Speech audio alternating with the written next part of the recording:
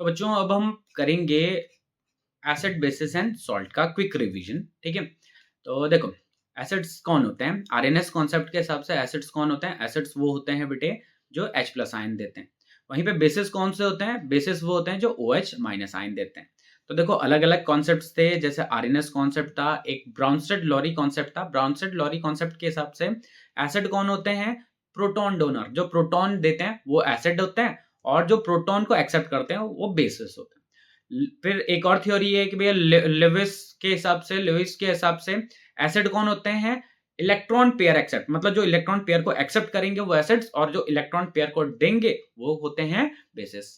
ठीक है, अगला टॉपिक हमारा इंडिकेटर्स। इंडिकेटर्स कौन होते हैं? इंडिकेटर्स वो कंपाउंड्स होते हैं जो इंडिकेट करते हैं, बताते हैं कि जो हमारे पास कंपाउंड है वो क्या है भैया, एसिड है कि बेस है।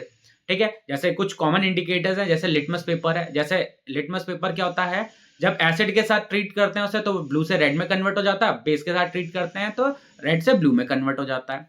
दूसरा होता है methyl orange. Methyl orange acid के साथ ट्रीट करेंगे तो रेड कलर में कन्वर्ट हो जाएगा, ऑरेंज कलर से रेड में हो जाएगा, और बेस के साथ करेंगे तो येलो में कन्वर्ट हो जाता है। तीसरा होता है फिनोप्थिलीन। फिनोप्थिलीन क्या होता है? कलरलेस रहता है किसमें? एसिड के साथ, लेकिन वहीं पे पिंक हो जाता है किसके साथ? बेस में। ठीक है, अगला है ऑल फैक्ट्री इंडिकेटर्स। देखो जो अभी हमने जिन इंडिकेटर्स की बात की थी वो तो कलर के बेसिस पे बता रहे थे। ऑल फैक्ट्री इंडिकेटर्स वो होते हैं जो ओडर स्मेल के बेसिस पे बताते हैं, उन्हें हम कहते हैं ऑल फैक्ट्री इंडिकेटर्स, जो स्मेल के बेसिस पे बताते हैं। ठीक है, तो जैसे अनियन हो गया, वेनिला हो गया, क्लोव हो गया, ये कैसे होते हैं? ये ऑल फैक्ट्री इंडिकेटर्स होते हैं, ये स्मेल के बेसिस पे होते हैं। ठीक है, जब हम बेस के साथ रिएक्ट करते हैं, जब मतलब इनको बेस के साथ करते हैं तो जो इनकी स्मेल है वो चली जाती है। वहीं पे जो एसिड होता है उनके साथ उनका स्मेल सेम रहता है, चेंज नहीं होता। लेकिन बेस के साथ स्मेल, अगर हमने ऑल फैक्ट्री इंडिकेटर्स को बेस के साथ यूज किया तो स्मेल चला जाएगा, लेकिन अगर हम एसिड के साथ करेंगे तो स्मेल में चेंज नहीं आएगा। ठीक है, अगला एसिड और बेसिस के रिएक्शन। जैसे अगर हम किसी एसिड को जिंक के साथ रिएक्ट करते हैं, मेटल के साथ रिएक्ट करते हैं तो हाइड्रोजन गैस रिलीज होती है। वहीं पे अगर हम बेस के साथ भी रिएक्ट करेंगे तो हाइड्रोजन गैस रिलीज होगी, मतलब एसिड और बेस के साथ रिएक्ट कर रहे हैं मेटल को तो हाइड्रोजन गैस रिलीज हो रही है। ठीक है, अच्छा अगर हम एसिड को मेटल कार्बोनेट या बाइकार्बोनेट के साथ ट्रीट करते हैं तो कार्बन डाइऑक्साइड और वाटर और सॉल्ट बनता है। वहीं पे अगर हम बेस के साथ ट्रीट करते हैं तो क्या होता है, मतलब ये सॉरी कार्बोनेट्स और बाइकार्बोनेट्स के साथ अगर हम ट्रीट कर रहे हैं तो क्या हो रहा है बेटे, सॉल्ट मिल रहा है, कार्बन डाइऑक्साइड मिल रहा है और वाटर, दोनों में सॉल्ट वाटर और कार्बन डाइऑक्साइड मिल रहा है। ठीक है, अच्छा अगर बेसिस और एसिड्स आपस में रिएक्ट करते हैं, किसमें? आपस में रिएक्ट करते हैं तो सॉल्ट और वाटर बनाते हैं। इस रिएक्शन को बोलते हैं हम क्या? न्यूट्रलाइजेशन रिएक्शन कहते हैं, क्योंकि एसिड और बेस एक दूसरे को इसमें न्यूट्रलाइज कर देते हैं। ठीक है, अगला है metal oxide. Reaction of metal oxides with acids. अगर हम मेटल ऑक्साइड को किसके साथ मिलाते हैं? एसिड के साथ, तो सॉल्ट और वाटर बनाता है। इसका मतलब जो मेटल ऑक्साइड है इसका नेचर कैसा होता है? इसका नेचर बेसिक नेचर होता है। वहीं पे अगर हम नॉन मेटल ऑक्साइड को बेस के साथ ट्रीट करेंगे तो सॉल्ट और वाटर मिलता है। इसका मतलब नॉन मेटल ऑक्साइड का नेचर भी कैसा है? नॉन मेटल ऑक्साइड का नेचर एसिडिक नेचर है। ठीक है, अच्छा acid and bases in water. Acid और बेसिस को अगर हम वाटर में डालेंगे, वाटर के साथ ऐड करेंगे तो क्या होगा कि जब हम एसिड को वाटर में ऐड करेंगे तो वो हाइड्रोनियम आयन देगा। क्या देता है? हाइड्रोनियम आयन देता है ये। और वहीं पे अगर हम बेस को अगर वाटर में ऐड करते हैं तो वो देता है बेटे हाइड्रोक्सिल आयन। क्या देता है? हाइड्रोक्सिल आयन, मतलब OH आयन देता है। ठीक है, अगला है पीएच स्केल। पीएच स्केल बताएगा कि भैया जो एसिड है या बेस है उसकी वैल्यू कितना है, स्ट्रॉन्ग एसिड है, वीक एसिड है, न्यूट्रल है। ठीक है, अगर पीएच की वैल्यू 7 होती इसका मतलब न्यूट्रल है। अगर पीएच की वैल्यू 7 से कम होता मतलब एसिडिक है। अगर पीएच की वैल्यू 7 से ज्यादा होता है इसका मतलब बेसिक होता है। अगर न्यूट्रल है तो हाइड्रोनियम आयन और हाइड्रोक्सिल आयन का कंसंट्रेशन बराबर होगा। अगर एसिडिक होगा तो हाइड्रोनियम आयन मतलब H प्लस आयन का कंसंट्रेशन OH माइनस से ज्यादा होगा, और वहीं पे अगर बेस होगा तो OH माइनस का कंसंट्रेशन क्या होगा? ज्यादा होगा। यूनिवर्सल इंडिकेटर मतलब जो पीएच है, पीएच स्केल है, ये क्या है? एक यूनिवर्सल इंडिकेटर है। अब ये क्या है? देखो 7 का मतलब होता है न्यूट्रल। अगर आप 7 से जितना ज्यादा होता जाएगा इसका मतलब उतना ही ज्यादा क्या होगा? बेस होगा। 7 से जितना कम होगा उतना ही ज्यादा क्या होगा? एसिडिक होगा। अगर आप 7 से कम की तरफ जाओगे तो H प्लस का कंसेंट्रेशन, H प्लस की वैल्यू बढ़ती है, और अगर 7 से ज्यादा की तरफ जाते हैं तो OH माइनस की वैल्यू बढ़ती है। ठीक है, तो आप इसे पॉज करके आप इसको पूरे को पढ़ भी लोगे। ठीक है, तो मैं तो यहाँ पे क्विक रिवीजन करवा रहा हूं, तो इसमें भी जो इंपॉर्टेंट पार्ट है वो आपको मैं समझा दे रहा हूं। ठीक है, चलिए अगर अभी देखोगे तो जो पीएच स्केल है वो डेली लाइफ में हमारे लिए कैसे इंपॉर्टेंट है।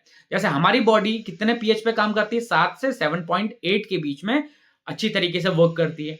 ठीक है, अब जो एसिडिक, अगर रेन वाटर, जो बारिश हो रही है, अगर उसका पीएच 5.6 से कम हो जाए तो वो क्या होगा, एसिड रेन कहलाता है।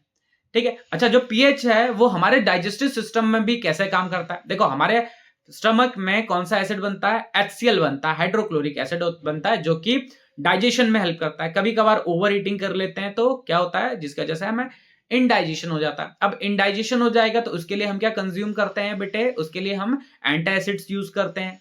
एंटासिड्स क्या होते हैं, एंटासिड्स माइल्ड बेसिस होते हैं, जैसे मैग्नीशियम हाइड्रोक्साइड हो गया या फिर सोडियम बाइकार्बोनेट हो गया। ये क्या है, ये बेटे माइल्ड बेसिस हैं। अगर हम एसिडिटी हो रही तो हम इन्हें कंज्यूम करेंगे तो एसिडिटी हमारी खत्म हो जाएगी। ठीक है, अच्छा देखो पीएच चेंज और टूथ डिके। देखो अगर हमारे मुंह का जो पीएच अगर 5.5 से नीचे आ जाएगा तो हमें क्या हो जाएगा, हमारा जो टूथ है वो डिके होने लगेगा। ठीक है, देखो टूथ एनामल किस चीज से बना होता है, कैल्शियम फॉस्फेट से बना होता है, जो कि एक हार्डेस्ट सब्सटेंस होता है।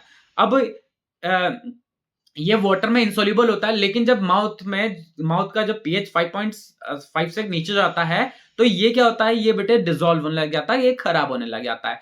ठीक है, जो हमारे टीथ हैं वो डिग्रेड होने लग जाते हैं। तो इसके लिए डॉक्टर में रिकमेंड करते हैं भैया कि आप क्या करो, जब भी आप खाना खाओ तो आप जो ब्रश है उसको प्रॉपरली करो। ठीक है, इससे क्या होगा, हमारे जो टूथ है उनकी लाइफ बरकरार रहेगी और लंबे समय तक अच्छे रहेंगे। ठीक है, अब soil of pH and plant growth. देखो जो प्लांट होता है वो अच्छी तरीके से ग्रो कर सकता है किसमें बेटे, 7 के आसपास। अगर न्यूट्रल है तो अच्छी तरीके से ग्रो कर सकता है। अगर एसिडिक सॉल्ट हो रहा है तो हमें उसमें क्या इंक्लूड कर देना चाहिए, बेस को इंक्लूड कर देना चाहिए। ठीक है, अच्छा मोर अबाउट सॉल्ट्स कौन होते हैं बेटे, सॉल्ट्स वो होते हैं जो एसिड और बेस से बनने वाले जो कंपाउंड्स होते हैं उन्हें हम क्या कहते हैं, सॉल्ट्स। एसिड और बेस बना, न्यूट्रलाइजेशन प्रोसेस हुआ, सॉल्ट और वाटर बना, कंपाउंड मिल गया सॉल्ट। ठीक है, फैमिली ऑफ सॉल्ट की फैमिली ऑफ सॉल्ट में क्या मतलब, इसका मतलब भैया देखो सॉल्ट में दो चीजें होंगी, एक कैटाइन होगी और एक एनाइन होगा। अगर कैटाइन सेम होगा, दो सॉल्ट्स का सेम कैटाइन होता है, इसका मतलब वो सेम फैमिली को बिलोंग करते हैं। दो सॉल्ट्स का अगर एनाइन सेम होता है, इसका मतलब वो सेम फैमिली को बिलोंग करते हैं। ठीक है, अच्छा अगर सॉल्ट का पीएच 7 हो रहा है तो इसका मतलब न्यूट्रल सॉल्ट है। अच्छा स्ट्रॉन्ग एसिड और वीक बेस का जो पीएच होगा वो 7 से कम होगा, और ये जो सॉल्ट होगा इस सॉल्ट को कहेंगे हम एसिडिक सॉल्ट। वीक एसिड और स्ट्रॉन्ग बेस का जो सॉल्ट होगा उसका पीएच 7 से ज्यादा होगा और इसको हम कहेंगे क्या, बेसिक सॉल्ट। ठीक है, कॉमन सॉल्ट बनाना है तो कॉमन सॉल्ट बनाने के लिए हमने क्या लिया, सोडियम हाइड्रोक्साइड और HCl लिया, बन गया कॉमन सॉल्ट और वाटर बन गया। ठीक है, अच्छा हाइड्रोक्साइड, सोडियम हाइड्रोक्साइड को प्रिपेयर करना है तो इसके लिए हम क्या करते हैं, ब्राइन सोल्यूशन। ब्राइन सोल्यूशन क्या होता है कि NaCl और वाटर हमने इनको मिलाया, ये ब्राइन सोल्यूशन हो गया। इसका हम करते हैं इलेक्ट्रोलिसिस करेंगे, इलेक्ट्रोलिसिस करने पे हमें मिल जाएगा क्या, सोडियम हाइड्रोक्साइड। ठीक है, अच्छा जब हम ब्राइन सोल्यूशन का इलेक्ट्रोलिसिस करते हैं तो इस प्रोसेस को क्लोर एल्कली प्रोसेस कहते हैं। क्यों क्लोर एल्कली प्रोसेस क्यों कहते हैं, क्योंकि इसमें क्लोरीन बन रहा होता है और एल्कली NaOH बन रहा होता है, इस वजह से इस रिएक्शन को इस प्रोसेस को क्लोर एल्कली प्रोसेस भी कहते हैं। अगला होता है ब्लीचिंग पाउडर। ब्लीचिंग पाउडर क्या होता है भैया, ये होता है कि जब हम क्लोरीन को ऐड करते हैं किसके साथ, स्लेक्ट लाइम के साथ, तो CaOCl2 बनता है, जो कि क्या कहलाता है, ये ब्लीचिंग पाउडर होता है। ठीक है, ठीक, अच्छा इसके यूजेस कहां कहां यूज किया जा सकता है, जैसे इसको कॉटन और लेनिन में ब्लीचिंग में भी यूज किया जा सकता है, ये ऑक्सीडाइजिंग एजेंट की तरह भी यूज किया जा सकता है। किसकी बात कर रहे हैं, ब्लीचिंग पाउडर की। और ड्रिंकिंग वाटर को फ्री फ्रॉम जर्म्स बनाने के लिए भी हम ब्लीचिंग पाउडर को यूज कर सकते हैं। अगला है भैया बेकिंग सोडा। बेकिंग सोडा होता है क्या है, NaHCO3। क्या होता है, NaHCO3, ये क्या है, बेकिंग सोडा होता है बेटे। ठीक है, बेकिंग सोडा अब कैसे प्रिपेयर करते हैं, जैसे हमने ये लिया NaCl प्लस H2O लिया, ये ब्राइन सोल्यूशन है, इसके साथ मिलाया कार्बन डाइऑक्साइड NH3, ये मिल गया अमोनियम क्लोराइड, और ये मिल गया क्या है, NaHCO3। ठीक है, अब अगर मैं इसको हीट करूं, क्या करूं, इसको हीट करूं तो ये मिलता है सोडा ऐश, जो कि है सोडियम कार्बोनेट। ठीक है। तो जो बेकिंग सोडा है वो कहाँ कहाँ यूज होता है बेटे, वो होता है भैया कुकिंग पर्पज के लिए भी यूज किया जाता है, जैसे केक हो गया, ब्रेड हो गया, इनको थोड़ा सा ये स्पंजी बनाने के लिए, सॉफ्ट बनाने के लिए भी हम यूज कर सकते हैं किसको, बेकिंग सोडा को। अच्छा, अगर हम डायरेक्टली बेकिंग सोडा को यूज करेंगे तो क्या होगा बेटे कि जो ये जो ब्रेड और केक बनेगा ये थोड़ा सा कैसा होगा, बीटर होगा टेस्ट में, कैसा होगा, बीटर होगा टेस्ट में। तो इसके लिए हम क्या करते हैं, बेकिंग पाउडर यूज करते हैं। तो बेकिंग पाउडर, बेकिंग सोडा और माइल्ड एडिबल एसिड्स होते हैं जैसे टार्टेरिक एसिड, इनका मिक्सचर होता है। ठीक है। अच्छा, जो स्पंजी जो बन रहा होता है वो किसकी वजह से, जो केक होता है वो स्पंजी बन रहा होता है वो किसकी वजह से बन रहा होता है, कार्बन डाइऑक्साइड की वजह से बन रहा होता है। जो सोडियम हाइड्रोकार्बोनेट, हाइड्रोजन कार्बोनेट होता है, मतलब बेकिंग सोडा, ये एंटासिड की तरह भी यूज किए जा सकते हैं। ठीक है। अगला है वॉशिंग सोडा। वॉशिंग सोडा क्या होता है, Na2CO3.10H2O, जिसको हम क्या कहते हैं, सोडियम कार्बोनेट डेकाहाइड्रेट कहते हैं। ये कैसे बन रहा है कि भैया देखो, हमने बेकिंग सोडा लिया था, उसको हीट किया तो सोडा ऐश बना Na2CO3। अब इसमें हमने 10 वाटर मॉलिक्यूल्स ऐड करे तो ये मिल गया क्या बेटा हमें, ये मिल गया है वॉशिंग सोडा। वॉशिंग सोडा कहां कहां यूज होता है बेटे, ग्लास, सोप और पेपर इंडस्ट्री में यूज किया जा सकता है, बोरेक्स का प्रिपरेशन में यूज किया जा सकता है, क्लीनिंग एजेंट की तरह यूज किया जा सकता है, और परमानेंट हार्डनेस को रिमूव करने के लिए भी यूज करते हैं इसे। ठीक है। अच्छा, अगला है वाटर ऑफ क्रिस्टलाइजेशन। मतलब अभी आपने देखा कि जो ये जैसे .5H2O, .10H2O, ये सारे के सारे वाटर मॉलिक्यूल्स जुड़े हुए हैं इन कंपाउंड्स के साथ, तो ये क्या कहलाता है, ये वाटर ऑफ क्रिस्टलाइजेशन होता है।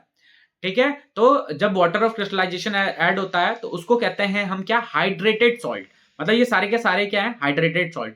अगर इसमें से ये वाटर ऑफ क्रिस्टलाइजेशन अगर हम हटा देंगे, उन्हें कहेंगे हम एनहाइड्रस सॉल्ट। क्या कहेंगे, एनहाइड्रस सॉल्ट। अब जैसे ही हमारे पास था कैल्शियम सल्फेट, अब ये किस कलर का है बेटे, ये है ब्लू कलर का। किस कलर का है, ये ब्लू कलर का है। लेकिन अगर हम इसे हीट कर देंगे तो ये वाटर का मॉलिक्यूल क्या करेगा, अगर वाटर का मॉलिक्यूल निकल जाएगा तो उसका कलर चेंज हो गया। तो देखो calcium sulphate anhydrous, sorry anhydrous copper sulphate का कलर क्या हो गया, व्हाइट कलर का। तो मतलब ये जो वाटर मॉलिक्यूल, ये जो वाटर ऑफ क्रिस्टलाइजेशन है, ये कंपाउंड के कलर को भी इफेक्ट करता है।